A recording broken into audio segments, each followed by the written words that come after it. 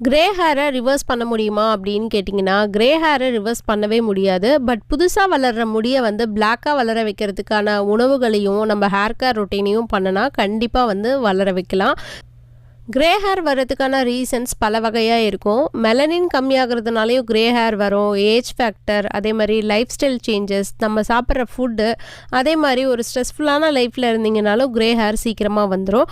அதே மாதிரி ஹெரிடிட்டியாக யாருக்காவது அந்த குடும்பத்தில் சீக்கிரமாக கிரே ஹேர் வந்தாலும் சீக்கிரமாகவே வரும். சில குடும்பத்தில் பார்த்திங்கன்னா வயசானாலுமே வந்து முடி கருப்பாக தான் இருக்கும்.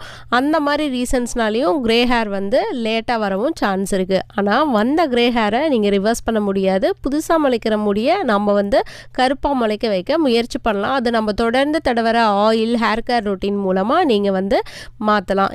இப்போல்லாம் ரொம்ப ஏர்லி ஏஜ்லேயே வந்து கிரே ஹேர் வந்துடுது. மெயினாக கலரிங், அந்த ஹீட்டிங் டூல்ஸ் இதெல்லாம் போடுறதுனால. ஸோ நேச்சுரலாக வந்து நம்மளோட